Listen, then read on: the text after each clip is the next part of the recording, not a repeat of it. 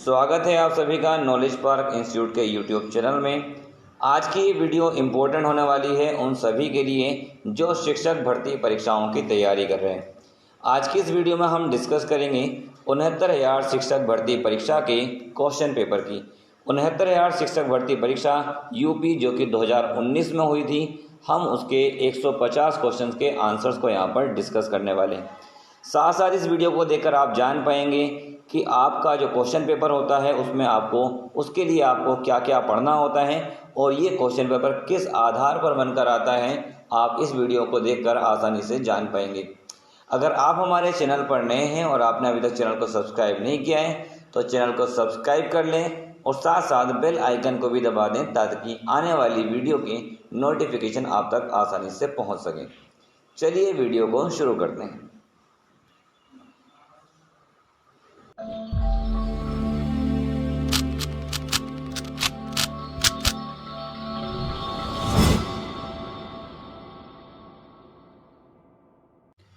जैसा आपको स्क्रीन पर दिखाई दे रहा है, यही 2019 का यूपी की शिक्षक भर्ती परीक्षा का क्वेश्चन पेपर है। इसका समय जो था वो 2.5 घंटे दिया हुआ था और जो पूर्णांक था वो 150 अंकों का था।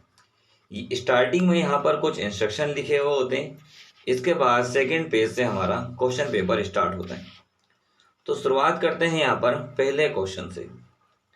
पहले क्वेश्चन में यहाँ पर कहा गया है क्रंदत प्रत्यय किन शब्दों के साथ जुड़ते हैं। तो क्रंदत प्रत्यय किन शब्दों के साथ जुड़ते हैं, ऑप्शन यहाँ पर दिए हुए संज्ञा, सर्वनाम, क्रिया, अवयव। तो कृदंत जो होते हैं वो क्रिया के साथ जुड़ते हैं, मीन तीसरा ऑप्शन हमारा यहाँ पर करेक्ट ऑप्शन हो जाता है। इसके बाद चलते हैं क्वेश्चन नंबर 2 की तरफ। तो क्वेश्चन नंबर 2 में यहाँ पर कहा है जो व्याकरण जानता है वाक्यांश के लिए एक शब्द है। मीन जो व्याकरण जानता है उसे क्या कहते हैं। ऑप्शन दिए हुए हैं वैज्ञानिक, व्याकरण, बहुयज्ञ, शास्त्रज्ञ। तो सही ऑप्शन हमारा यहाँ पर होता है व्याकरण, मीन सेकंड ऑप्शन यहाँ पर सही हो जाता है। जो व्याकरण को जानता है उसे आप व्याकरण कह सकते हैं। इसके बाद अगले क्वेश्चन की तरफ चलते हैं। तो अगला क्वेश्चन यहाँ पर तीसरा दिया हुआ है। तीसरे क्वेश्चन में पूछा गया है सरस्वती पत्रिका के संपादक कौन थे। ऑप्शन दिए हुए सूर्यकांत त्रिपाठी निराला, महावीर प्रसाद द्विवेदी, भारतेंदु हरिश्चंद्र और बाल मुकुंद गुप्त। तो यहाँ पर हमारा सही ऑप्शन हो जाता है Mahavir Prasad Dwivedi, mean second option हमारा यहाँ पर करेक्ट ऑप्शन बन जाता है। इसके बाद चलते हैं क्वेश्चन नंबर 5 की ओर। तो क्वेश्चन नंबर 5 में यहाँ पर कहा गया है चिदम्बरा पर ज्ञानपीठ पुरस्कार प्राप्त हुआ था। तो चिदम्बरा पर ज्ञानपीठ पुरस्कार प्राप्त हुआ था। पहला ऑप्शन दिया हुआ है मैथिली शरण गुप्त को, दूसरा दिया हुआ है सुमित्रा नंदन पंत को, तीसरा दिया हुआ है अयोध्या सिंह उपाध्याय हरिओत को और फोर्थ ऑप्शन यहाँ पर दिया हुआ है रामधारी सिंह दिनकर को। तो चिदम्बरा जो है इस पर ज्ञानपीठ पुरस्कार प्राप्त हुआ था सुमित्रा नंदन पंत को, मीन सेकंड ऑप्शन हमारा यहाँ पर करेक्ट ऑप्शन हो जाता है। इसके बाद चलते हैं क्वेश्चन नंबर 5 की ओर। क्वेश्चन नंबर 5 में यहाँ पर कहा है महान शब्द में त्वय प्रत्यय जोड़ने से शब्द बनेगा। महनीय, महत्ता, महत्व या फिर महती। तो महान में अगर त्वय जोड़ दिया जाए तो महत्व बन जाता है, मीन तीसरा ऑप्शन यहाँ पर करेक्ट ऑप्शन हो जाएगा। इसके बाद चलते हैं क्वेश्चन नंबर 6 की ओर। क्वेश्चन नंबर 6 में यहाँ पर कहा है महावीर प्रसाद द्विवेदी ने आदिकाल को क्या संज्ञा दी थी। पहला ऑप्शन दिया है बीज वपन काल, दूसरा दिया हुआ है आदिकाल, तीसरा है यहाँ पर वीरगाथा काल और चौथा ऑप्शन दिया है यहाँ पर चारण काल। तो यहाँ पर हमारा जो पहला ऑप्शन है बीज वपन काल, ये हमारा करेक्ट ऑप्शन हो जाता है। इसके बाद चलते हैं क्वेश्चन नंबर 7 की ओर।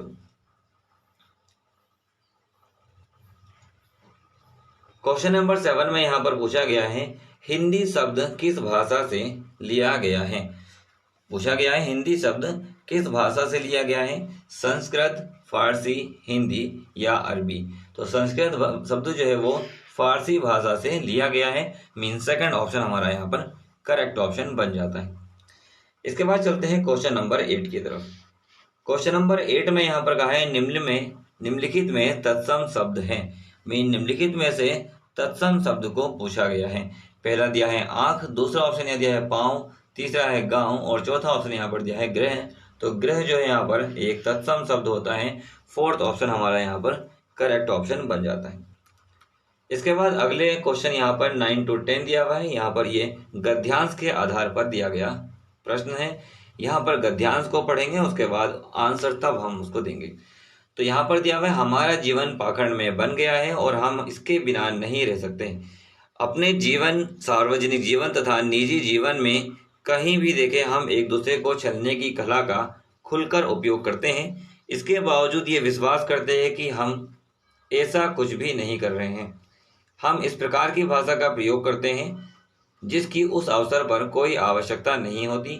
हम किसी भी बात को ये जानते हुए कि वह सत्य है या सत्य नहीं है, लेकिन उसके प्रति निष्ठा या विश्वास इस तरीके से प्रकट करते हैं कि जैसे हमारे लिए वही एकमात्र सत्य है। हम सब यह इसलिए सरलता से कर सकते हैं क्योंकि आज पाखंड और दिखावा हमारे जीवन का एक अभिन्न अंग बन गया है।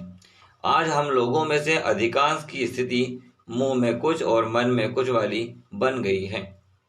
अब यहाँ पर इस गद्यांश के आधार पर क्वेश्चन दिया है। तो पहला क्वेश्चन यहाँ पर दिया है, हमारे जीवन का अभिन्न अंग किसने बना लिया है। तो हमारे जीवन का जो अभिन्न अंग है वो पाखंड और दिखावे को बन चुका है। मीन सेकंड ऑप्शन यहाँ पर करेक्ट ऑप्शन हो जाएगा। पाखंड और दिखावा इस पैराग्राफ के आधार पर हमारे जीवन का अभिन्न अंग बन चुका है। इसके बाद चलते हैं अगले क्वेश्चन की तरफ। अगले क्वेश्चन में यहाँ पर कहा है, छलने की कला का हम किस प्रकार उपयोग करते हैं। तो छलने की कला का हम खुलकर उपयोग करते हैं। इस पैराग्राफ के आधार पर फर्स्ट ऑप्शन यहाँ पर करेक्ट ऑप्शन हो जाएगा।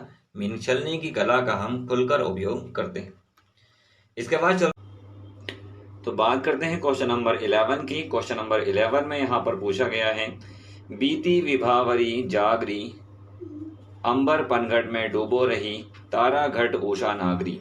उपर्युक्त पंक्तियों में कौन सा अलंकार है। यहाँ पर अलंकार पूछा गया है। तो यहाँ पर जो अलंकार होने वाला है वो है रूपक अलंकार। मीन फोर्थ ऑप्शन हमारा यहाँ पर करेक्ट ऑप्शन बन जाता है। इसके बाद चलते हैं क्वेश्चन नंबर 12 की तरफ। क्वेश्चन नंबर 12 में यहाँ पर कहा है, जतपि सुजाति सुरंचनी, सुबरन सुरस सुव्रत, भूषण बिनु ने बिराजई कविता बनिता मित। अलंकार को परिभाषित करने वाली उपर्युक्त पंक्ति किस कवि की है। मीन यहाँ पर जो ये पंक्तियाँ दी गई है ये किस कवि की है, ये क्वेश्चन में पूछा गया है। तो ये पंक्तियाँ जो है वो केशव दास जी की है। मीन पहला ऑप्शन यहाँ पर करेक्ट ऑप्शन बन जाता है। इसके बाद चलते हैं अगले क्वेश्चन की तरफ, क्वेश्चन नंबर 13 की तरफ। क्वेश्चन नंबर 13 में यहाँ पर कहा है, निम्नलिखित में से कौन सा शब्द सरस्वती का पर्याय नहीं है। मीन पूछा गया है कौन सा सरस्वती का पर्यायवाची शब्द नहीं है।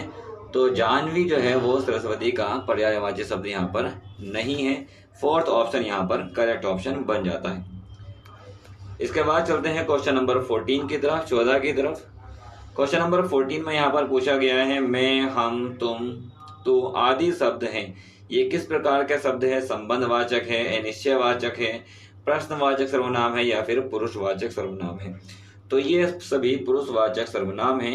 मीन फोर्थ ऑप्शन यहाँ पर करेक्ट ऑप्शन बन जाता है। इसके बाद चलते हैं क्वेश्चन नंबर 15 की ओर। क्वेश्चन नंबर 15 में यहाँ पर कहा है, निम्नलिखित में से महाप्राण व्यंजन कौन से हैं। मीन महाप्राण व्यंजन को यहाँ पर पूछा गया है। तो महाप्राण व्यंजन होते हैं खे, छे, टे, ठे, थे, फे। मीन दूसरा ऑप्शन यहाँ पर हमारा करेक्ट ऑप्शन हो जाता है। इसके बाद चलते हैं क्वेश्चन नंबर 16 की तरफ। क्वेश्चन नंबर 16 में देखते हैं क्या पूछा है। 16 में यहाँ पर कहा गया है, जब एक शब्द संख्यावाची और द्वितीय शब्द जो है वो संज्ञा हो तो कौन सा समास वहाँ पर होता है। मीन अगर पहला शब्द जो है वो संख्यावाचक हो और दूसरा जो है वो संज्ञा वहाँ पर दे दी जाए तो कौन सा समास होगा। तो समास होता है हमारे पास द्विगु। अगर पहला वर्ड शब्द जो है वो संख्या को प्रदर्शित कर रहा हो तो वहाँ पर द्विगु समास हो जाता है। मीन पहला ऑप्शन यहाँ पर करेक्ट ऑप्शन हो जाएगा। तो अब देखते हैं क्वेश्चन नंबर 17 को। क्वेश्चन नंबर 17 में यहाँ पर कहा है, तुम मांसहीन, तुम रक्तहीन, हे अस्थि शेष, तुम अस्थिहीन, तुम शुद्ध बुद्ध आत्मा केवल, हे चिर पुराण चिर नवीन। उपर्युक्त पंक्तियों में कौन सा अलंकार प्रयुक्त हुआ है। मैं यहाँ पर पूछा गया है कि जो ऊपर पंक्तियाँ लिखी हुई थी उसमें कौन सा अलंकार लिया गया है। तो यहाँ पर जो है वो विरोधाभास अलंकार का उपयोग किया गया है। मीन पहला ऑप्शन यहाँ पर करेक्ट ऑप्शन बन जाता है। इसके बाद चलते हैं क्वेश्चन नंबर 18 की तरफ। क्वेश्चन नंबर 18 में यहाँ पर पूछा गया है कौन सा निम्नलिखित में से कौन सा योजक चिन्ह है। मीन पूछा गया है योजक चिन्ह कौन सा है, तो यहाँ पर ये थर्ड वाला ऑप्शन पे जो दिखा रखा है ये हमारा योजक चिन्ह होता है। मीन थर्ड ऑप्शन यहाँ पर करेक्ट ऑप्शन बन जाएगा। इसके बाद चलते हैं क्वेश्चन नंबर 19 की तरफ। क्वेश्चन नंबर 19 में यहाँ पर पूछा गया है बुद्धिमान शब्द किस संवर्ग में है। मीन बुद्धिमान शब्द किस संवर्ग में आता है, तो ये होता है विशेषण। मीन सेकंड ऑप्शन हमारा यहाँ पर करेक्ट ऑप्शन बन जाएगा। इसके बाद चलते हैं क्वेश्चन नंबर 20 की ओर। क्वेश्चन नंबर 20 में यहाँ पर कहा है कवि का स्त्रीलिंग है। मीन कवि का स्त्रीलिंग क्या होता है, तो कवि का जो स्त्रीलिंग होता है कवयित्री। मीन थर्ड ऑप्शन हमारा यहाँ पर करेक्ट ऑप्शन होने वाला है। इसके बाद चलते हैं क्वेश्चन नेक्स्ट की ओर। Question number 21। क्वेश्चन नंबर 21 में यहाँ पर पूछा गया है शैले शैले ने माणिक्य मोकित ने गजे गये साधवों ने ही सर्वत्र चंदन ने बने बने अस्मिन श्लोके सर्वत्र के निभवती। मीन यहाँ पर संस्कृत में दिया हुआ है और पूछा गया है यहाँ पर अस्मिन श्लोके सर्वत ने भवती। यहाँ पर ये जो क्वेश्चन है 21, इसका आंसर हमारा होने वाला है सावधो। मीन बी ऑप्शन यहाँ पर जो हमारा सेकंड ऑप्शन है ये हमारा यहाँ पर करेक्ट ऑप्शन हो जाएगा। इसके बाद चलते हैं क्वेश्चन नंबर 22 की ओर।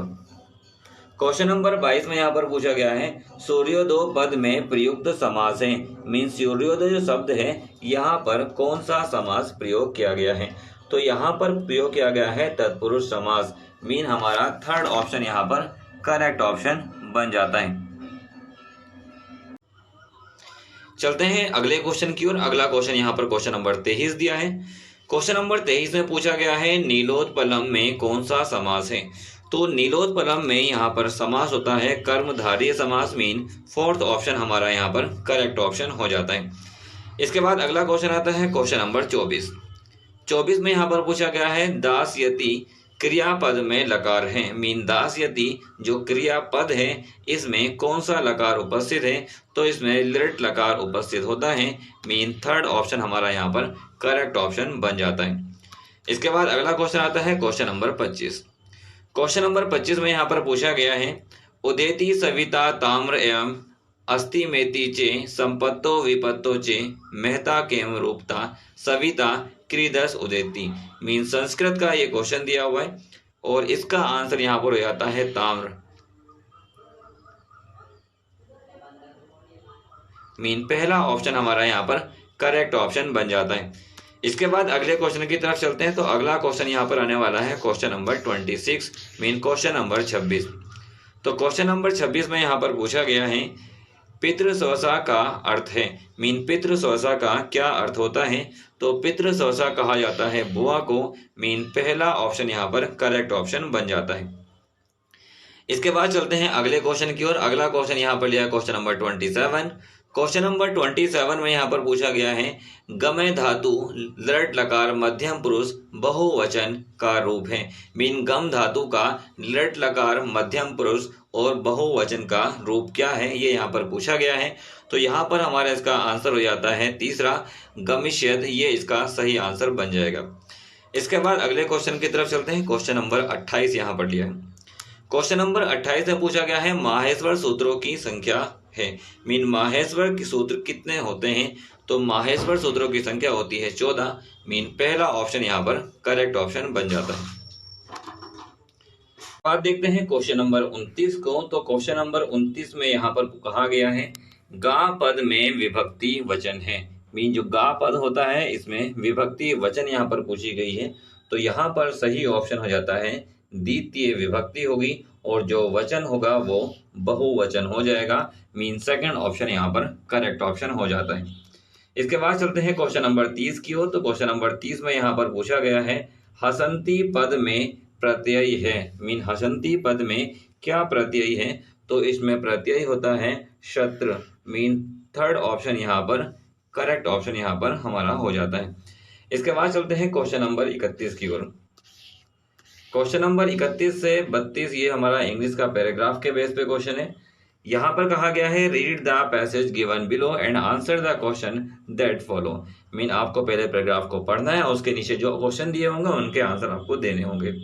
तो पहला को यहाँ पे पैराग्राफ में कहा है poverty is cruel but it is curable and the only non cure is economic pragmatism instead of woolly ideology.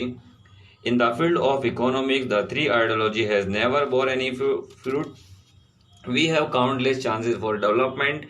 Opportunity multiplies when they are seized, and they die when neglected. We have barely trapped our immeasurable potential for growth. Immense manpower, superb skill, and enterprise are to India what oil is to the Middle East. The only difference is that oil will be depleted one day, but our human resources will never be. Question number 31 इसी paragraph के basis पे दिया हुआ है और पूछा गया है which of the following is the most opposite meaning of the word deplete as use in the passage.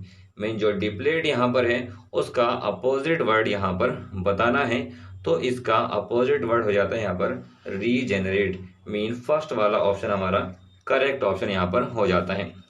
इसके बाद क्वेश्चन नंबर 32 में यहाँ पर पूछा गया है according to author ideology in the context of economism. Mean according to author ideology in the context of economism, इसका सही ऑप्शन हो जाता है has barely yield any result. Mean second option यहाँ पर करेक्ट ऑप्शन हो जाता है। इसके बाद चलते हैं क्वेश्चन नंबर 33 की ओर। क्वेश्चन नंबर 33 में कहा है fill in the blank with the correct pronoun in the following sentence.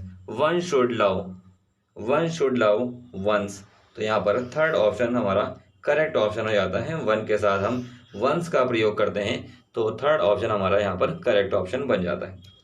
इसके बात करते हैं क्वेश्चन नंबर 34 की। तो क्वेश्चन नंबर 34 में यहाँ पर कहा है the number of vowel and consonant sound in English is indicated respectively by. Mean vowel और कॉन्सोनेंट के साउंड्स कितने होते हैं ये यहाँ पर पूछा गया है इंग्लिश में। तो यहाँ पर हमारा जो करेक्ट ऑप्शन हो जाता है वो 20 एंड 24। मीन्स जो वोवल्स होते हैं उसके 20 साउंड्स होते हैं और कॉन्सोनेंट के 24 साउंड्स होते हैं। 4 ऑप्शन यहाँ पर करेक्ट ऑप्शन बन जाता है। इसके बाद चलते हैं क्वेश्चन नंबर 35 की तरफ। क्वेश्चन नंबर 35 में यहाँ पर कहा है identify the direct narration in the given sentence. Atul informed his friend that he could make his bike while he was away. तो यहाँ पर एक इनडायरेक्ट स्पीच आपको दी हुई है, इसको आपको यहाँ पर कन्वर्ट करना है डायरेक्ट नरेशन में। तो यहाँ पर जो थर्ड वाला ऑप्शन है ये हमारा करेक्ट ऑप्शन हो जाता है। Mean Atul said to his friend you can make a use of my bike while I am away. Mean third option यहाँ पर करेक्ट ऑप्शन बन जाता है। इसके बाद चलते हैं क्वेश्चन नंबर 36 की ओर। क्वेश्चन नंबर 36 में यहाँ पर पूछा गया है identify the part of speech of the following underline word in the following sentence. He is intelligent enough to solve this sum. Mean यहाँ पर जो इनफ वर्ड दिया है ये कौन सी पार्ट ऑफ स्पीच है ये यहाँ पर पूछा गया है, तो ये एडवर्ब है। मीन पहला ऑप्शन हमारा यहाँ पर करेक्ट ऑप्शन हो जाएगा। इनफ जो है वो यहाँ पर एडवर्ब के तौर पे इस्तेमाल की जा रही है। इसके बाद चलते हैं क्वेश्चन नंबर 37 की ओर, 37 की ओर। 37 में कहा है find out the subject in the following sentence. इस सेंटेंस में आपको सब्जेक्ट फाइंड करना है। On the top of the hill lives a hermit, यहाँ पर आपको सब्जेक्ट फाइंड करने के लिए कहा है। तो 37 में यहाँ पर हर्मिट जो कि एक सेकंड ऑप्शन है ये हमारा करेक्ट ऑप्शन हो जाता है, क्योंकि हर्मिट ही वहाँ पर पहाड़ की चोटी पर रहता है।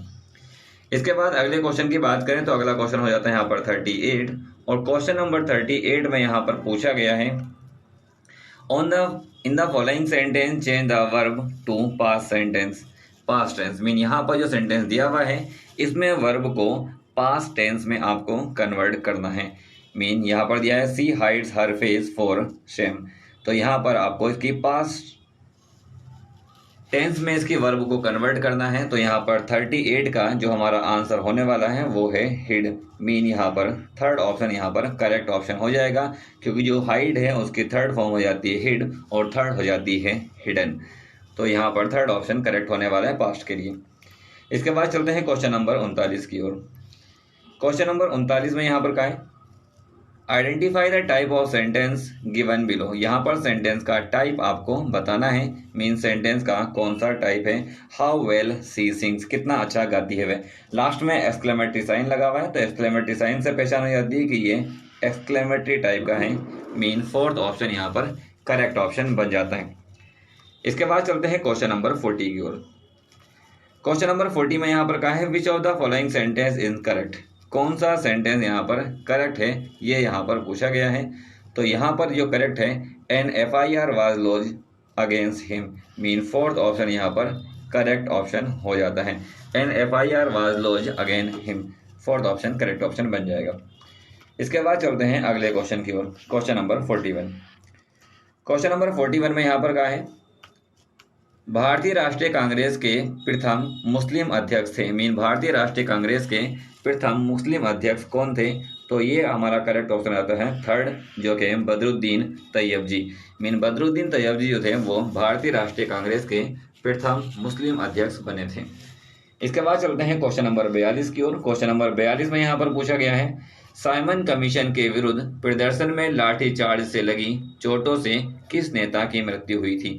मीन जब साइमन कमीशन का विरोध किया गया था, प्रदर्शन हुआ था, उसमें लाठीचार्ज की गई थी, तो किस नेता की चोट के कारण मृत्यु हो गई थी। तो वे थे लाला लाजपत राय। फर्स्ट ऑप्शन हमारा यहाँ पर करेक्ट ऑप्शन हो जाता है, लाला लाजपत राय की चोट लगने से मृत्यु हो गई थी। इसके बाद चलते हैं अगले क्वेश्चन की ओर। Question number 43। क्वेश्चन नंबर 43 में यहाँ पर कहा गया है लोकसभा द्वारा पारित धन विधेयक को राज्यसभा विचार विमर्श के लिए कितने अधिकतम दिनों तक रख सकता है। मीन लोकसभा द्वारा जो पारित धन विधेयक है राज्यसभा विचार विमर्श के लिए कितने दिन तक उसको अपने पास रख सकता है। तो यहाँ पर जो थर्ड ऑप्शन है 14 दिन, ये हमारा करेक्ट ऑप्शन बन जाता है। इसके बाद चलते हैं क्वेश्चन नंबर 44 की ओर।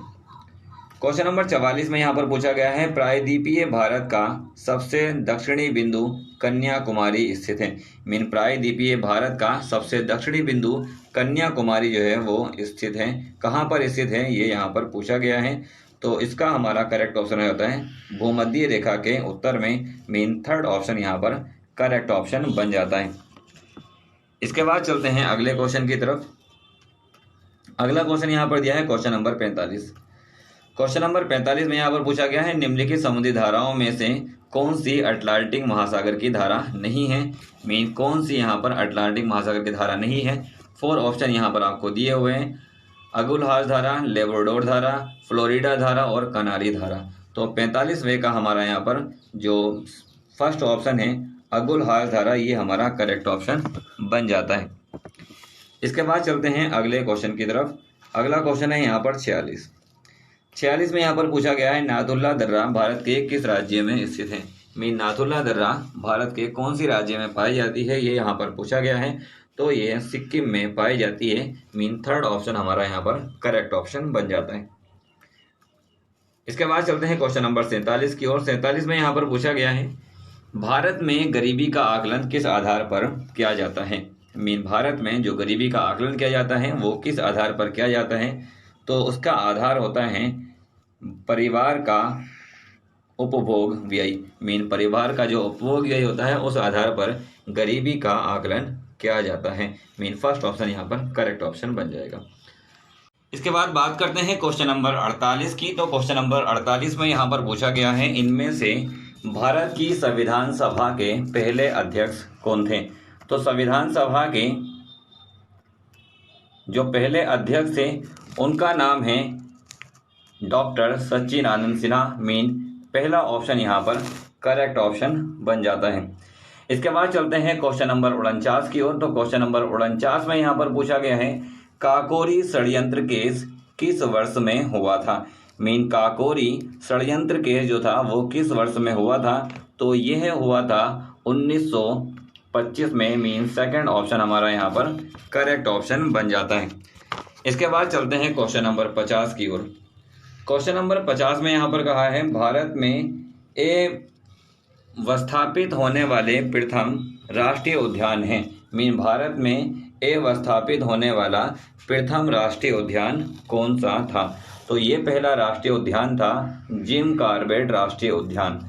जिम कॉर्बेट राष्ट्रीय उद्यान भारत में अवस्थित होने वाला प्रथम राष्ट्रीय उद्यान था। पहला ऑप्शन यहाँ पर करेक्ट ऑप्शन बन जाता है।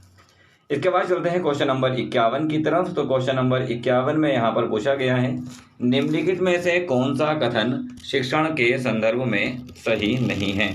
कौन सा कथन यहाँ पर शिक्षण के संदर्भ में सही नहीं है? शिक्षण एक अंत्य प्रक्रिया है, अंतःक्रियात्मक प्रक्रिया, ये भी सही है। शिक्षण एक त्रिमुखी प्रक्रिया है, ये भी सही है। शिक्षण एक प्रभाव निर्देशित प्रक्रिया है, ये भी सही है। जो हमारा फोर्थ वाला ऑप्शन है, शिक्षण केवल कक्षा तक सीमित रहने वाली प्रक्रिया है, ऐसा नहीं है। शिक्षण जो होता है वो कक्षा के बाहर भी किया जाता है। तो ये हमारा जो फोर्थ ऑप्शन है ये यहाँ पर करेक्ट ऑप्शन हो जाएगा, क्योंकि यह कथन सत्य नहीं है। इसके बाद चलते हैं क्वेश्चन नंबर 52 की तरफ। क्वेश्चन नंबर 52 में पूछा गया है, प्राथमिक विद्यालयों में मिड डे मील कार्यक्रम प्रारंभ करने का प्रमुख कारण है।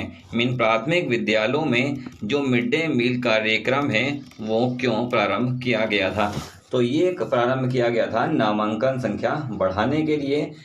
तीसरा ऑप्शन यहाँ पर करेक्ट ऑप्शन हमारा हो जाता है। इसके बाद चलते हैं अगले क्वेश्चन की ओर। अगला क्वेश्चन है यहाँ पर 53 और 53 क्वेश्चन में पूछा गया है, उद्दीपन अनुक्रिया सिद्धांत का प्रतिपादन किसने किया था? उद्दीपन अनुक्रिया जो सिद्धांत है वो किसके द्वारा दिया गया? तो ये दिया गया था थार्नडाइक के द्वारा। सेकंड ऑप्शन हमारा यहाँ पर करेक्ट ऑप्शन बन जाता है। इसके बाद चलते हैं क्वेश्चन नंबर 54 की तरफ। क्वेश्चन नंबर 54 में यहाँ पर पूछा गया है, पढ़ने और लिखने की अक्षमता है। जब जिसे पढ़ा नहीं जाता हो, लिखा नहीं जाता हो, इस क्षमता को, इस बीमारी को क्या कहा जा सकता है? तो इस लक्षण को आप कह सकते हैं डिसलेक्सिया। डिसलेक्सिया इसको कहा जाता है, जिसको पढ़ने की और लिखने की क्षमता नहीं होती है उसको आप डिसलेक्सिया कह सकते हैं। सेकंड ऑप्शन यहाँ पर करेक्ट ऑप्शन बन जाता है। इसके बाद चलते हैं क्वेश्चन नंबर 55 की ओर। क्वेश्चन नंबर 55 में यहाँ पर पूछा गया है, किसने कहा नवाचार एक ऐसा विचार है जिसमें व्यक्ति नवीनता का अनुभव करता है?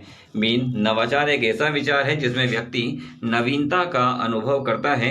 यह कथन किसके द्वारा कहा गया है? तो ये कहा गया था E.M. रॉजर्स के द्वारा।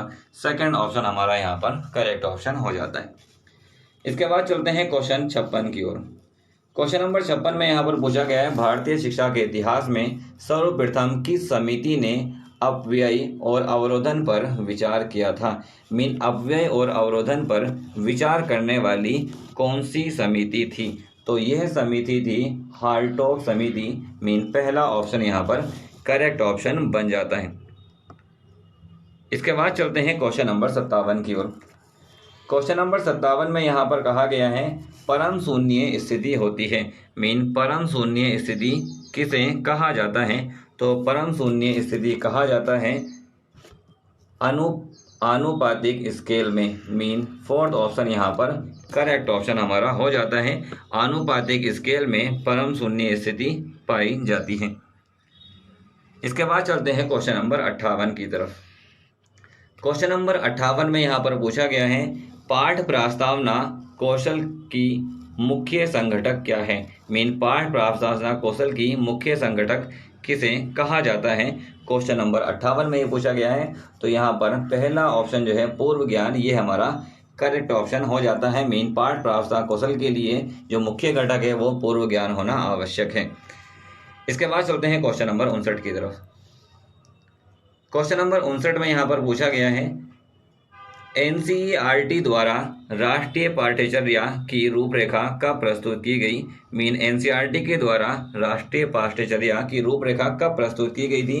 तो ये प्रस्तुत की गई थी 2005 में। थर्ड ऑप्शन हमारा यहाँ पर करेक्ट ऑप्शन बन जाता है। इसके बाद क्वेश्चन नंबर 60 देखते हैं। तो क्वेश्चन नंबर 60 में यहाँ पर कहा है, शैक्षिक प्रशासन उपयुक्त विद्यार्थियों को उपयुक्त शिक्षक द्वारा समुचित शिक्षा प्राप्त करने की योग्यता बनाता है, जिससे वे उपलब्ध अधिक साधनों का उपयोग करके अपने प्रशिक्षण में सर्वोत्तम को प्राप्त करने में समर्थ हो सके। यह परिभाषा किसके द्वारा दी गई? तो यह परिभाषा दी गई थी वेलफेयर ग्रामा के द्वारा। मीन यहाँ पर थर्ड ऑप्शन हमारा करेक्ट ऑप्शन हो जाता है। इसके बाद बात करते हैं क्वेश्चन नंबर 61 की। तो क्वेश्चन नंबर 61 में यहाँ पर कहा है भारतीय पुनर्वास परिषद की स्थापना किस उद्देश्य से हुई थी। मीन जो भारतीय पुनर्वास परिषद है उसका क्या उद्देश्य था उसको स्थापित करने का। तो उसका उद्देश्य था दिव्यांग जन की शिक्षा। मीन थर्ड ऑप्शन यहाँ पर करेक्ट ऑप्शन हो जाता है। इसके बाद चलते हैं क्वेश्चन नंबर 62 की तरफ। क्वेश्चन नंबर 62 में यहाँ पर पूछा गया है विकासात्मक दिशा का नियम सम्मिलित करता है। मीन विकासात्मक जो दिशा का नियम है वो किस चीज को सम्मिलित करता है। मस्तकाधोमुखी नियम को, निकट से दूर का नियम, ये दोनों नियम को सम्मिलित करता है। मीन थर्ड ऑप्शन जो हमारा ये यहाँ पर करेक्ट ऑप्शन हो जाएगा। इसके बाद चलते हैं अगले क्वेश्चन की ओर। क्वेश्चन नंबर 63 में यहाँ पर पूछा गया है मार्गरेट मीड के अनुसार व्यक्तिगत भिन्नताओं के लिए सर्वाधिक महत्वपूर्ण कारक है। मीन मार्गरेट मीड के अनुसार जो व्यक्तित्व भिन्नताएं हैं उसके लिए सबसे महत्वपूर्ण जो कारक है वो कारक होता है सांस्कृतिक कारक। मीन फोर्थ ऑप्शन हमारा यहाँ पर करेक्ट ऑप्शन हो जाता है। इसके बाद चलते हैं अगले क्वेश्चन की ओर।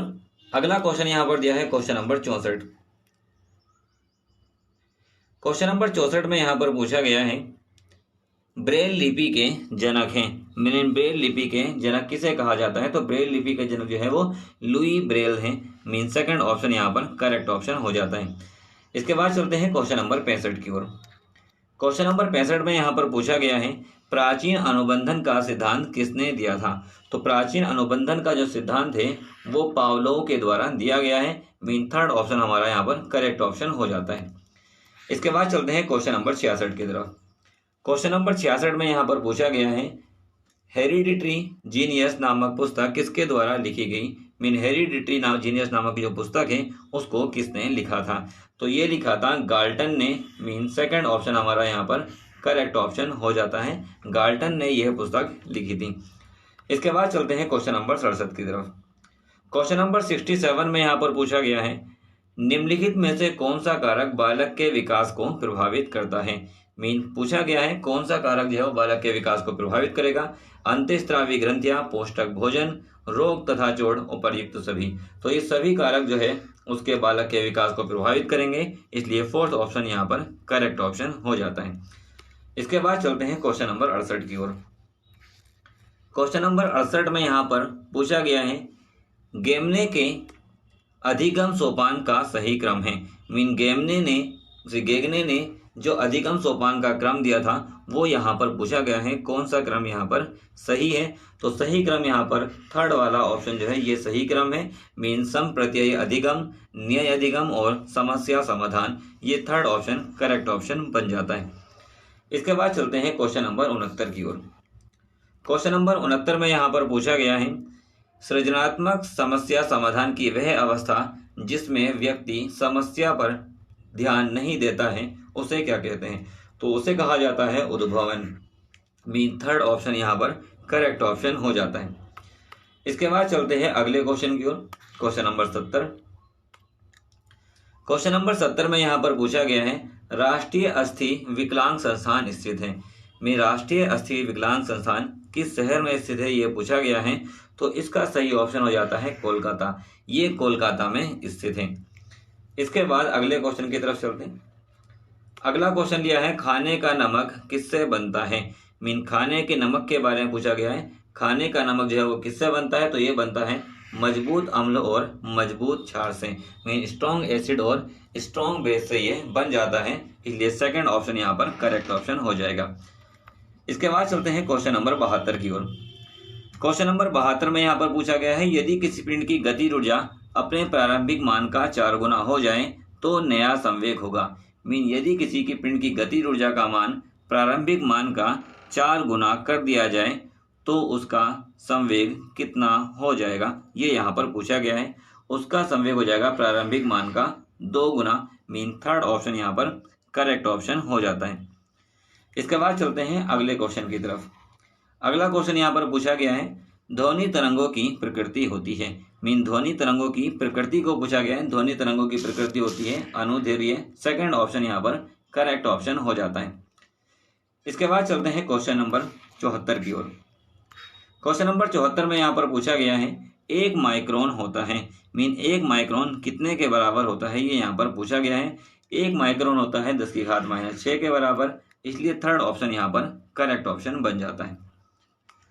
इसके बाद क्वेश्चन नंबर 75 देखते हैं। तो क्वेश्चन नंबर 75 में यहाँ पर पूछा गया है वातावरण का वह क्षेत्र जिसमें ओजोन परत उपस्थित रहती है, मीन वातावरण की कौन से क्षेत्र में ओजोन परत होती है, उस परत को क्या कहते हैं, मीन ओजोन परत जहाँ पर पाई जाती है वो वातावरण का कौन सा क्षेत्र होता है, ये यहाँ पर पूछा गया है।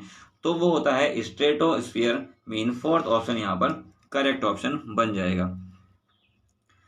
इसके बाद चलते हैं क्वेश्चन नंबर 76 की तरफ। क्वेश्चन नंबर 76 में कहा है श्वास छिद्र का उपयोग श्वास के लिए किसके द्वारा किया जाता है, मीन श्वास छिद्र जो है उसका उपयोग सांस लेने के लिए किसके द्वारा किया जाता है। तो यहाँ पर 76 क्वेश्चन का आंसर हो जाएगा तिलचट्टा, मीन जो कॉकरोच होता है उसके द्वारा श्वास छिद्रों का उपयोग किया जाता है। सेकंड ऑप्शन यहाँ पर करेक्ट ऑप्शन हो जाएगा। इसके बाद चलते हैं क्वेश्चन नंबर 77 की ओर। क्वेश्चन नंबर 77 में यहाँ पर पूछा गया है एक सरल रेखा पर गतिशील किसी कण की स्थिति समय के साथ संबंध x बराबर 60² - 5t के अनुसार बदलती है, जहां x मीटर में और t सेकंड में है। कण का प्रारंभिक वेग यहाँ पर पूछा गया है, कण का प्रारंभिक वेग क्या होगा। तो कण का प्रारंभिक वेग कैलकुलेट करना है यहाँ पर। तो 77 का जो हमारा ऑप्शन होने वाला है वो है -5 मीटर प्रति सेकंड, मीन सेकंड ऑप्शन यहाँ पर करेक्ट ऑप्शन बन जाएगा। इसके बाद चलते हैं अगले क्वेश्चन की ओर। अगले क्वेश्चन में यहाँ पर पूछा गया है किसकी कमी से रतौंधी होती है। तो रतौंधी होती है विटामिन ए की कमी से, मीन पहला ऑप्शन यहाँ पर करेक्ट ऑप्शन हमारा हो जाता है। इसके बाद चलते हैं क्वेश्चन नंबर 79 की ओर। 79 में यहाँ पर पूछा गया है 4.4 ग्राम CO2 का NTP पर कितना आयतन होगा। तो 4.4 CO2 का जो NTP पर आयतन होता है वो होता है 2.24 लीटर, मीन सेकंड ऑप्शन यहाँ पर करेक्ट ऑप्शन होने वाला है। इसके बाद चलते हैं अगले क्वेश्चन की ओर। Question number 80। क्वेश्चन नंबर 80 में यहाँ पर पूछा गया है इनमें से सबसे कमजोर बल कौन सा है, मीन सबसे दुर्बल बल यहाँ पर पूछा गया है। तो सबसे दुर्बल बल जो होता है वो गुरुत्वाकर्षण बल होता है, मीन पहला ऑप्शन यहाँ पर करेक्ट ऑप्शन हो जाएगा। इसके बाद चलते हैं अगले क्वेश्चन की तरफ। Question number 81। क्वेश्चन नंबर 81 में यहाँ पर पूछा गया है b के किस मान के लिए ए समीका b² + 8b ग्रेटर देन और इक्वल 9b + 14 सत्य है, मीन ये समीकरण b के किस मान के लिए सत्य है, ये यहाँ पर पूछा गया है। तो यहाँ पर ये सत्य होगी दूसरे वाले ऑप्शन के लिए, मीन जो सेकंड ऑप्शन है हमारा b ग्रेटर देन 5 और b इज स्मॉलर देन -5, इसके लिए ये समीकरण सत्य हो जाती है। सेकंड ऑप्शन यहाँ पर करेक्ट ऑप्शन होगा। इसके बाद क्वेश्चन नंबर 82 देखते हैं। क्वेश्चन नंबर 82 में यहाँ पर पूछा गया है संलग्न चित्र में यदि AB + AC बराबर 5AD तथा AC - AD बराबर 8, तो आयत ABCD का क्षेत्रफल यहाँ पर आपको ज्ञात करना है। तो कैलकुलेशन जब हम करेंगे तो कैलकुलेशन करने पर इसका क्षेत्रफल निकल कर आएगा 60 वर्ग इकाई, मीन थर्ड ऑप्शन यहाँ पर करेक्ट ऑप्शन बन जाएगा। इसके बाद अगले क्वेश्चन को देखते हैं। अगला क्वेश्चन यहाँ पर पूछा गया है क्वेश्चन नंबर 83 में यदि दो शंकुओं की ऊंचाई में अनुपात 1:4 है तथा उनके व्यासों में अनुपात 4:5 है, तो उनके आयतनों में अनुपात क्या होगा। आयतनों में अनुपात यहाँ पर पूछा गया है। तो उनके आयतनों का अनुपात जो है वो कैलकुलेशन करने पर 4:25 यहाँ पर निकल कर आएगा, मीन फर्स्ट ऑप्शन यहाँ पर करेक्ट ऑप्शन होगा।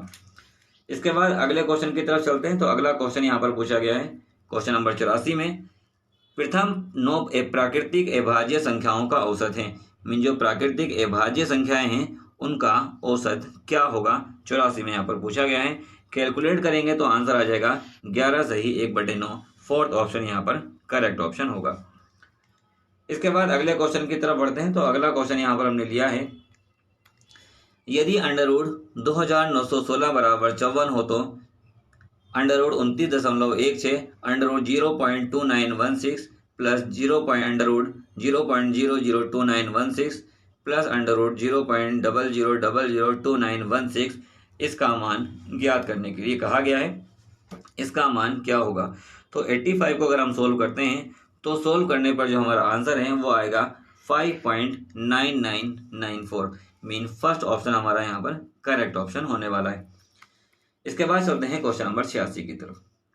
क्वेश्चन नंबर 86 में यहाँ पर पूछा गया है तीन संख्याओं का योग 98 है। यदि पहली और दूसरी संख्याओं के बीच अनुपात 2:3 और दूसरी और तीसरी के बीच अनुपात 5:8 हो तो दूसरी संख्या क्या होगी।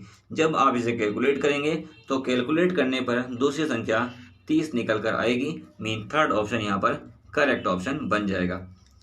इसके बाद अगले क्वेश्चन की तरफ देखते हैं। अगला क्वेश्चन आता है क्वेश्चन नंबर 87। क्वेश्चन नंबर 87 में यहाँ पर पूछा गया है यदि 8 त्रिज्या के वृत्त के अंतर्गत एक समषटभुज विनिर्मित हो तो उसकी परिमाप होगी। मीन 8 त्रिज्या के अगर आप वृत्त के अंदर एक समषटभुज बनाने लगे तो उसकी परिमाप क्या होगी, ये यहाँ पर पूछा गया है। तो यहाँ पर उसकी परिमाप होगी 6r। मीन फर्स्ट ऑप्शन यहाँ पर करेक्ट ऑप्शन हो जाएगा। इसके बाद चलते हैं अगले क्वेश्चन की तरफ। अगला क्वेश्चन यहाँ पर आता है 88 में पूछा गया किसी त्रिभुज के अंत्य केंद्र को सुनिश्चित किया जाता है। मीन किसी त्रिभुज का जो अंत्य केंद्र है उसको किसके द्वारा सुनिश्चित किया जाता है। तो यह किया जाता है कोणों के अर्धक के द्वारा। मीन सेकंड ऑप्शन हमारा यहाँ पर करेक्ट ऑप्शन बन जाएगा। इसके बाद चलते हैं क्वेश्चन 89 की तरफ। 89 में कहा है 1001 की पावर 3 का मान होगा। मीन 1001 की घात 3 है तो इसका क्या मान होगा। कैलकुलेट करके देखेंगे तो कैलकुलेट करने पर आ जाएगा ये थर्ड वाला ऑप्शन जो है ये हमारा सही ऑप्शन हमें प्राप्त होगा। इसके बाद चलते हैं क्वेश्चन नंबर 90 की ओर। क्वेश्चन नंबर 90 में यहाँ पर पूछा गया है यदि किसी संख्या का 20% 120 हो तो उस संख्या का 120% कितना होगा।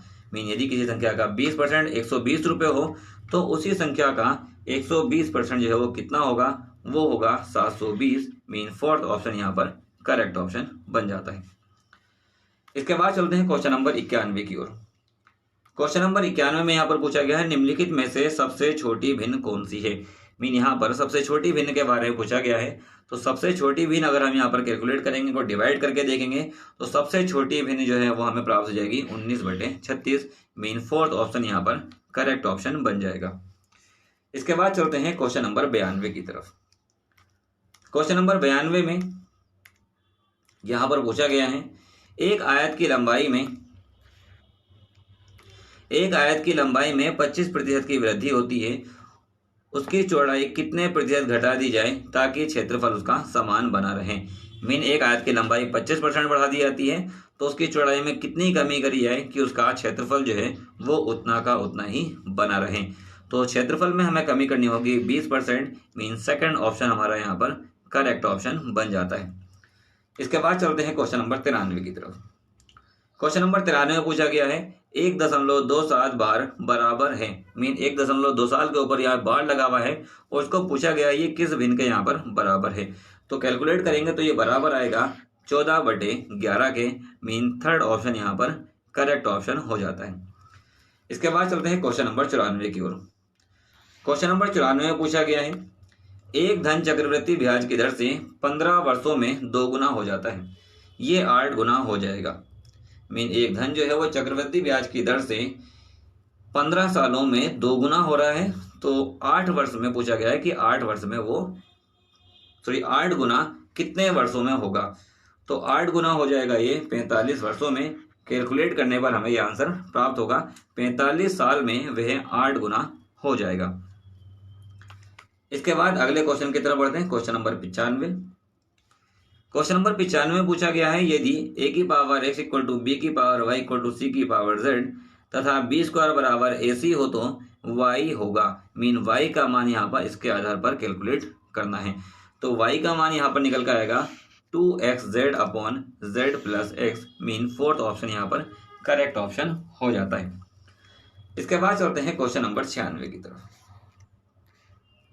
क्वेश्चन नंबर 96 में पूछा गया है x² - y² - 9z² + 6yz इसका गुणनखंड क्या होगा। तो यहाँ पर 96 क्वेश्चन में गुणनखंड पूछा गया है। तो यहाँ पर इसका आंसर होने वाला है ये थर्ड वाला जो हमारे पास ऑप्शन दिया हुआ है x + y - 3z x - y + 3z, ये इसका गुणनखंड हो जाता है। इसके बाद चलते हैं क्वेश्चन नंबर 97 की ओर। क्वेश्चन नंबर 97 में यहाँ पर पूछा गया है, एक समलंब चतुर्भुज की समांतर भुजाओं की लंबाई a तथा b है। इसकी असमांतर भुजाओं के मध्य बिंदुओं को मिलाने वाली रेखा की लंबाई होगी। मीन असमांतर भुजाओं के मध्य जो मिलाने वाले बिंदुओं की रेखा की लंबाई यहाँ पर ज्ञात करना है। तो इस 97 का जो हमारा आंसर होने वाला होगा a + b/2। Mean second option यहाँ पर करेक्ट ऑप्शन हो जाता है। इसके बाद चलते हैं क्वेश्चन नंबर 98 की ओर। क्वेश्चन नंबर 98 में पूछा गया है, किसी कक्षा के 9 छात्रों की आयु वर्षों में निम्नवत है। मीन यहाँ पर 6 छात्रों की आयु दी हुई है वर्षों में, इसकी माध्यिका आपको निकालनी है। तो माध्यिका हम कैलकुलेट करेंगे। तो माध्यिका कैलकुलेट करने पर इसका आंसर हमारा आने वाला है 15। मीन सेकंड ऑप्शन यहाँ पर करेक्ट ऑप्शन बन जाएगा। इसके बाद क्वेश्चन नंबर 99 देखते हैं। तो क्वेश्चन नंबर 99 में पूछा गया है, केंद्रीय प्रवृत्ति की 3 मापों में आनुभविक संबंध है। मीन जो केंद्रीय प्रवृत्ति की 3 माप होती है, इसमें क्या संबंध होता है। तो संबंध होता है 3 माध्यिका बराबर बहुलक गुणा 2 माध्य। मीन सेकंड ऑप्शन यहाँ पर करेक्ट ऑप्शन हो जाता है। इसके बाद क्वेश्चन नंबर 100 देखते हैं। क्वेश्चन नंबर 100 में यहाँ पर पूछा गया है, यदि किसी व्यक्ति को विक्रय मूल्य पर 20% की हानि होती है तो क्रय मूल्य पर प्रतिशत हानि क्या होगी। मीन कोई व्यक्ति है जिसको विक्रय मूल्य पर 20% की हानि हो रही है, तो उसे क्रय मूल्य पर कितनी हानि होगी। कैलकुलेट करेंगे तो आंसर आएगा 50/3%। मीन 4 ऑप्शन यहाँ पर करेक्ट ऑप्शन हो जाता है। इसके बाद बात करते हैं क्वेश्चन नंबर 101 की। तो क्वेश्चन नंबर 101 में यहाँ पर पूछा गया है, भारत के 23वें मुख्य निर्वाचन आयुक्त हैं। मीन 23वें जो मुख्य निर्वाचन आयुक्त हैं वो यहाँ पर थे Sunil Arora. Mean third option यहाँ पर हमारा करेक्ट ऑप्शन हो जाता है। इसके बाद क्वेश्चन नंबर आता है 102। 102 में यहाँ पर पूछा गया है, भारत में राष्ट्रीय खेल दिवस कब मनाया जाता है। मीन भारत में राष्ट्रीय खेल दिवस है वो मनाया जाता है 29 अगस्त को। मीन फोर्थ ऑप्शन यहाँ पर करेक्ट ऑप्शन हमारा हो जाता है। इसके बाद चलते हैं क्वेश्चन नंबर 103 की तरफ। 103 में यहाँ पर पूछा गया है, बुद्ध चरितम महाकाव्य किसने लिखा था। मीन बुद्ध चरितम जो महाकाव्य है वो किसके द्वारा लिखा गया था।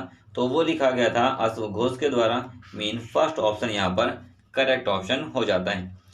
इसके बाद अगले क्वेश्चन की तरफ बढ़ते हैं। तो अगला क्वेश्चन यहाँ पर लिया हुआ है 100। यहाँ पर कहा है, विश्व पर्यावरण दिवस 2018 का विषय थीम क्या था। मीन जो विश्व पर्यावरण दिवस 2018 में मनाया गया था उसकी थीम क्या थी, उसका विषय यहाँ पर पूछा गया है। तो उसका विषय था प्लास्टिक प्रदूषण को कम करो। मीन फोर्थ ऑप्शन यहाँ पर करेक्ट ऑप्शन हो जाता है। इसके बाद चलते हैं अगले क्वेश्चन की ओर। अगले क्वेश्चन में यहाँ पर पूछा गया है, global happiness index mean GHI 2018 के अनुसार भारत का विश्व में कौन सा स्थान है। मीन ग्लोबल हैप्पीनेस इंडेक्स में भारत का कौन सा स्थान यहाँ पर है वो पूछा गया है। तो भारत का स्थान है 133वां। थर्ड ऑप्शन यहाँ पर करेक्ट ऑप्शन बन जाता है। इसके बाद चलते हैं क्वेश्चन नंबर 106 की ओर। क्वेश्चन नंबर 106 में यहाँ पर पूछा गया है, नाथ पंथ नामक संप्रदाय के प्रवर्तक कौन थे।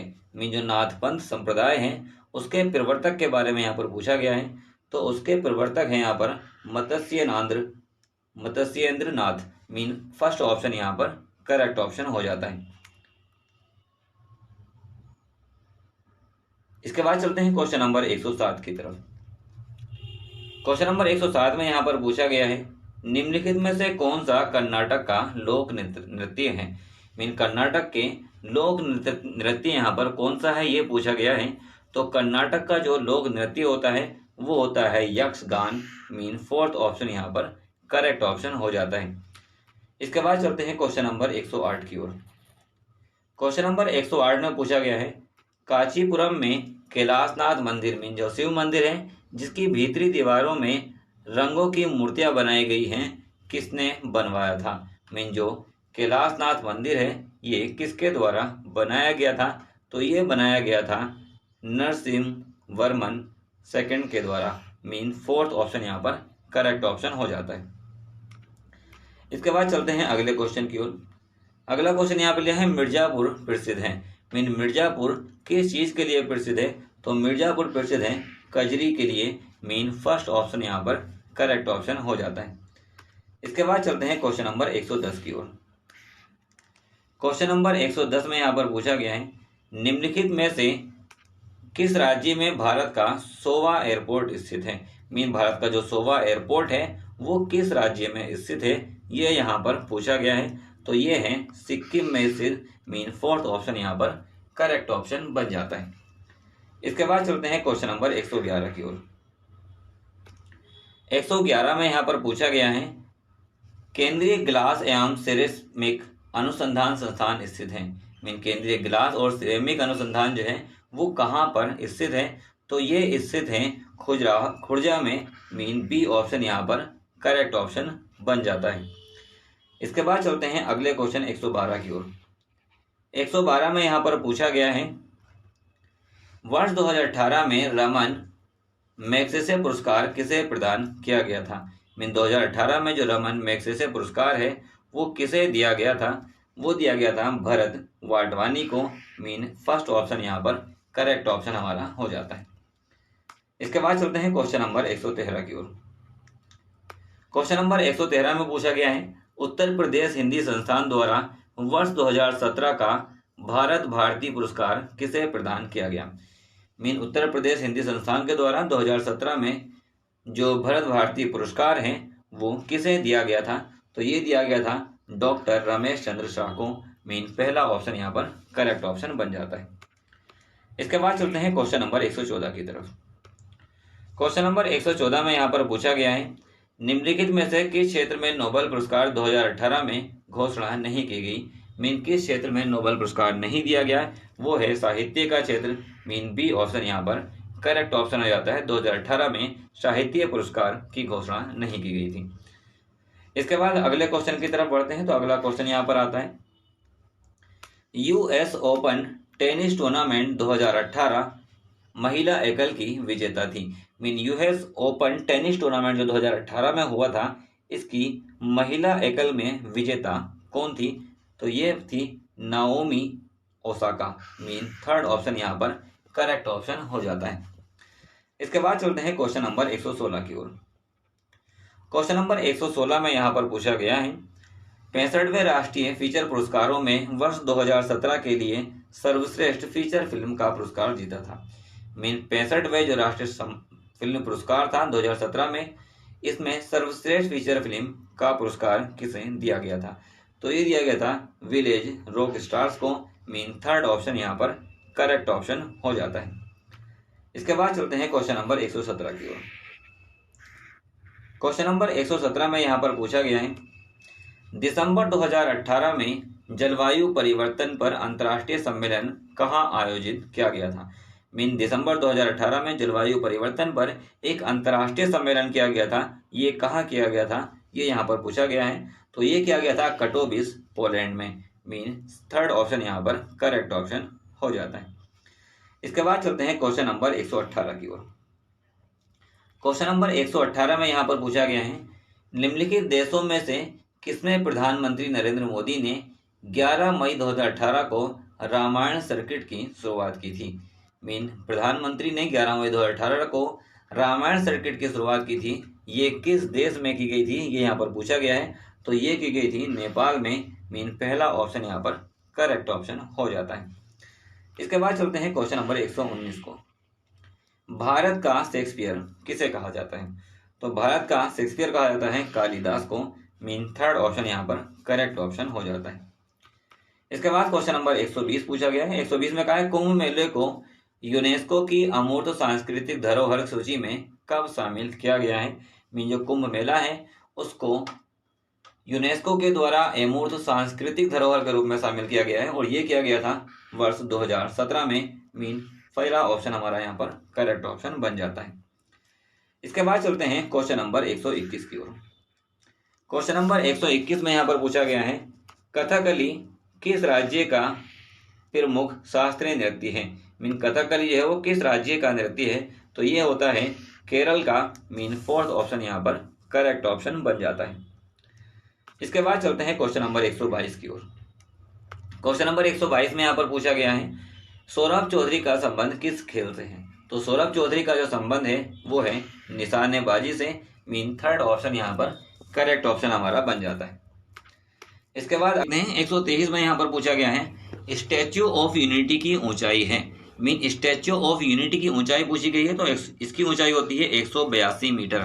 मीन फोर्थ ऑप्शन यहाँ पर करेक्ट ऑप्शन होने वाला है। इसके बाद चलते हैं अगले क्वेश्चन की ओर 124 पर। 124 में यहाँ पर पूछा गया है भारत की पहली इंजन रहित रेलगाड़ी तैयार हुई, इसका नाम है। मीन भारत की जो इंजन रहित रेलगाड़ी है उसका नाम यहाँ पर पूछा गया है, तो उसका नाम है ट्रेन 18। मीन फोर्थ ऑप्शन यहाँ पर करेक्ट ऑप्शन हो जाता है। इसके बाद क्वेश्चन नंबर 125 को देखते हैं। 125 में यहाँ पर पूछा गया है मार्च 2018 तक भारत का सबसे तेज सुपर कंप्यूटर निम्न में से कौन सा है? मीन मार्च 2018 तक भारत का सबसे सुपर कंप्यूटर जो है सबसे तेज वाला वो कौन सा है? तो वो है यहाँ पर प्रत्यूष। मीन फोर्थ ऑप्शन यहाँ पर करेक्ट ऑप्शन बन जाता है। इसके बाद अगले क्वेश्चन की तरफ देखते हैं। तो अगला क्वेश्चन यहाँ पर 126 में पूछा गया है 90वें ऑस्कर 2018 की सर्वश्रेष्ठ फिल्म है। में जो यहाँ पर 19वां जो ऑस्कर था 2018 में, इसकी सर्वश्रेष्ठ फिल्म कौन सी थी? तो इसकी सर्वश्रेष्ठ फिल्म थी the shape of water. Mean third option यहाँ पर करेक्ट ऑप्शन बन जाता है। इसके बाद चलते हैं क्वेश्चन नंबर 127 में। 127 में यहाँ पर पूछा गया है मानव विकास सूचकांक 2018 में भारत का स्थान है। मीन जो 2018 में मानव विकास सूचकांक है उसमें भारत को कौन सा स्थान दिया गया है? तो स्थान दिया गया है 130वां। मीन थर्ड ऑप्शन यहाँ पर करेक्ट ऑप्शन हो जाएगा। इसके बाद अगले क्वेश्चन की तरफ चलते हैं। तो अगला क्वेश्चन यहाँ पर दिया हुआ है द एक्सीडेंटल प्राइम मिनिस्टर पुस्तक के लेखक कौन है? Mean the accidental prime minister जो पुस्तक है उसको किसके द्वारा लिखा गया था? तो उसको लिखा गया था संजय बारो के द्वारा। मीन सेकंड ऑप्शन यहाँ पर करेक्ट ऑप्शन बन जाता है। इसके बाद अगले क्वेश्चन को देखते हैं। तो अगला क्वेश्चन यहाँ पर आता है एग्जाम वॉरियर्स पुस्तक किसके द्वारा लिखी गई? जो एग्जाम वॉरियर है वो पुस्तक किसने लिखी थी? तो वो पुस्तक लिखी थी नरेंद्र मोदी जी ने। मीन फोर्थ ऑप्शन यहाँ पर करेक्ट ऑप्शन हो जाता है। इसके बाद क्वेश्चन नंबर 130 को देखते हैं। 130 में यहाँ पर पूछा गया है मिल्कमैन उपन्यास की लेखिका है। मीन जो मिल्कमैन उपन्यास है इसकी लेखिका कौन है? तो इसकी लेखिका है एना बर्न्स। मीन सेकंड ऑप्शन यहाँ पर करेक्ट ऑप्शन बन जाता है। इसके बाद क्वेश्चन नंबर 131 देखते हैं। क्वेश्चन नंबर 31 में यहाँ पर पूछा गया है जीवन कौशल का मुख्य उद्देश्य है। मीन जीवन कौशल का उद्देश्य यहाँ पर बताया गया है क्षमता विकसित करना, चुनौतियों मांगों के अनुसार योग्यता को विकास करना, प्रत्येक प्रश्न का उत्तर प्राप्त करना, अच्छा शिक्षक बनना। तो सही ऑप्शन यहाँ पर बन जाता है हमारा चुनौतियों और मांगों के अनुसार योग्यता का विकास करना। सेकंड ऑप्शन यहाँ पर करेक्ट ऑप्शन बन जाता है। इसके बाद क्वेश्चन नंबर 132 देखते हैं। 132 में यहाँ पर पूछा गया है अभिप्रेरणा की मूल प्रवृत्ति सिद्धांत के प्रतिपादक है। मीन अभिप्रेरणा की मूल प्रवृत्ति इसका ये सिद्धांत किसके द्वारा दिया गया था? तो यह सिद्धांत दिया गया था मैकडूगल के द्वारा। थर्ड ऑप्शन यहाँ पर करेक्ट ऑप्शन बन जाता है। इसके बाद चलते हैं अगले क्वेश्चन की ओर। अगले क्वेश्चन में यहाँ पर पूछा गया है सहानुभूति कौशल में व्यक्ति दूसरों की परेशानी को समझता है, दूसरों को पसंद करता है, दूसरों की इच्छा अनुसार कार्य करता है, हमेशा भ्रम में रहता है। तो सहानुभूति कौशल में व्यक्ति जो होता है वो दूसरों की परेशानी को समझता है। मीन पहला ऑप्शन यहाँ पर करेक्ट ऑप्शन बन जाता है। इसके बाद अगला क्वेश्चन आता है 134। पूछा गया है पुरस्कार किस प्रकार की अभिप्रेरणा है? मीन जो पुरस्कार है वो किस प्रकार की प्रेरणा है? वो है धनात्मक और प्रत्यक्ष। मीन पहला ऑप्शन यहाँ पर करेक्ट ऑप्शन हो जाएगा। इसके बाद क्वेश्चन नंबर 135 पूछा गया है। 135 में यहाँ पर कहा है शिक्षा का अधिकार अधिनियम RT एक्ट किस वर्ष से प्रभावी हुआ था? जो शिक्षा का अधिकार अधिनियम है वो कब से स्टार्ट हुआ था? तो ये प्रारंभ हुआ था 2010 से। मीन सेकंड ऑप्शन यहाँ पर करेक्ट ऑप्शन बन जाता है। इसके बाद क्वेश्चन नंबर 136 देखते हैं। क्वेश्चन नंबर 136 में पूछा गया है मूल्य वह है जो मानव इच्छाओं की तुष्टि करता है, यह विचार किसके द्वारा दिया गया? मीन ये विचार दिया था किसने दिया था? तो ये विचार दिया था अर्बन के द्वारा। मीन थर्ड ऑप्शन यहाँ पर करेक्ट ऑप्शन हो जाता है। इसके बाद क्वेश्चन नंबर 137 आता है। 137 में पूछा गया है निम्नलिखित में से कौन सा असामाजिक प्रेरक है? मीन किसको असामाजिक प्रेरक कहा गया है? तो असामाजिक प्रेरक होता है आत्मगौरव। मीन पहला ऑप्शन यहाँ पर करेक्ट ऑप्शन हो जाता है। इसके बाद आता है क्वेश्चन नंबर 138 की तरफ चलते हैं। 138 में यहाँ पर कहा है अलग ढंग से कार्य करने तथा नए तरीके का इस्तेमाल करने की योग्यता क्या कहलाती है? तो अलग तरीके से काम करने या नए तरीके से का इस्तेमाल करने की जो योग्यता होती है वो कहलाती है सृजनात्मकता। मीन पहला ऑप्शन यहाँ पर करेक्ट ऑप्शन बन जाएगा। इसके बाद क्वेश्चन नंबर 139 आता है। 139 में पूछा गया है व्यावसायिक निर्देशन का प्रयोग सर्वप्रथम किसने किया था? जो व्यावसायिक निर्देशन है इसका प्रयोग सबसे पहले किसके द्वारा किया गया था? तो ये किया गया था पार्सन्स के द्वारा। मीन सेकंड ऑप्शन यहाँ पर हमारा करेक्ट ऑप्शन बन जाता है। इसके बाद क्वेश्चन नंबर 140 की तरफ बढ़ते हैं। 140 में कहा है एनसीईआरटी ने शैक्षिक संदर्भ में निम्नलिखित मूल्यों में से किसको स्वीकार किया है? मीन शैक्षिक संदर्भ में एनसीईआरटी ने किस मूल्य को यहाँ पर स्वीकार किया है, ये क्वेश्चन में पूछा गया है। तो सफाई और सच्चाई, श्रम, समानता एवं सहयोग सभी को क्या है? मीन यहाँ पर जो उपरोक्त सभी जो फोर्थ ऑप्शन है ये करेक्ट ऑप्शन हो जाता है। इसके बाद अगला क्वेश्चन यहाँ पर रीजनिंग से रिलेटेड कहा है ए बी की बहन है, सी बी की माँ है, डी सी का पिता है और ई डी की माँ है, तब ए और डी से कैसे संबंधित हैं? मीन ए का डी से यहाँ पर संबंध बताना है। तो 141 का जो आंसर हो जाता है वो हो जाता है हमारा पोत्री। मीन सेकंड ऑप्शन यहाँ पर करेक्ट ऑप्शन बन जाएगा। इसके बाद क्वेश्चन नंबर 142 देखते हैं। 142 में पूछा गया निम्नलिखित में प्रश्नवाचक चिन्ह के स्थान पर क्या आना चाहिए? जो प्रश्नवाचक चिन्ह दिया हुआ है इसके स्थान पर यहाँ पर क्या लेंगे, ये यहाँ पर पूछा गया है। सोल्व करके अब यहाँ पे देखेंगे तो सोल्व करने पर इसका आंसर आ जाएगा 100/64। मीन पहला ऑप्शन यहाँ पर करेक्ट ऑप्शन बन जाता है। इसके बाद क्वेश्चन नंबर 143 की तरफ देखते हैं। 143 में पूछा गया राहुल अपने स्थान से 40 किलोमीटर पूर्व की ओर साइकिल चलाता है, फिर उत्तर की ओर 20 किलोमीटर चलता है, फिर बाएं मुड़कर 20 किलोमीटर जाता है। वह अपने प्रारंभिक स्थान से कितना दूर है? तो वह अपने प्रारंभिक स्थान से दूर होगा 20√2 किलोमीटर। कैलकुलेशन करने पर हमें यह आंसर प्राप्त होगा। इसके बाद क्वेश्चन नंबर 144 देखते हैं। क्वेश्चन नंबर 144 में यहाँ पर यह भी रीजनिंग से रिलेटेड क्वेश्चन ही है। कहा है किसी सांकेतिक भाषा में 256 का अर्थ यू आर गुड, 627 का अर्थ वी आर बैड और 358 का अर्थ गुड एंड बैड है, तो इस भाषा में एंड के लिए कौन सी संख्या को प्रयोग किया गया है? तो एंड के लिए यहाँ पर प्रयोग किया गया है 8 को। मीन पहला ऑप्शन यहाँ पर करेक्ट ऑप्शन हो जाएगा। इसके बाद क्वेश्चन नंबर 145 देखते हैं। 145 में कहा यदि किसी संकेत में FORGU को FPTJI लिखा जाता है तो उसी संकेत में CULPRIT को कैसे लिखा जाएगा? तो जब हम इसको सोल्व करके देखेंगे तो सोल्व करने पर इसका आंसर हमें प्राप्त होगा CVNSVNZ। Mean third option correct option बन जाएगा। इसके बाद क्वेश्चन नंबर 146 देखते हैं। 146 में कहा है बिट का विस्तृत रूप क्या है? तो बिट का विस्तृत रूप होता है बाइनरी डिजिट। सेकंड ऑप्शन यहाँ पर करेक्ट ऑप्शन बन जाता है। इसके बाद क्वेश्चन नंबर 47 देखते हैं। 147 में यहाँ पर कहा है VLE का विस्तृत रूप है। मीन जो VLE है इसका क्या विस्तृत रूप होता है? तो इसका विस्तृत रूप होता है virtual learning environment. Mean third option correct option हो जाता है।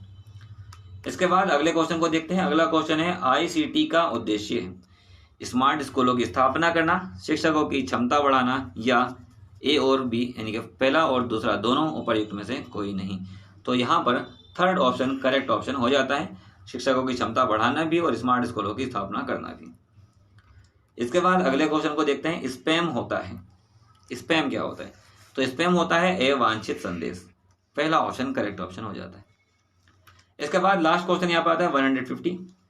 पूछा गया है निम्नलिखित में से प्राइमरी मेमोरी कौन सी है? प्राइमरी मेमोरी किसे कहा जाता है? प्राइमरी मेमोरी का आप कहते हैं रोम को। मीन फोर्थ ऑप्शन यहाँ पर करेक्ट ऑप्शन हो जाता है। तो ये जो हमने क्वेश्चन आंसर आपको बताए हैं ये सभी हमने आंसर की के अकॉर्डिंग बताए हैं जो कि बोर्ड के द्वारा जारी की गई थी।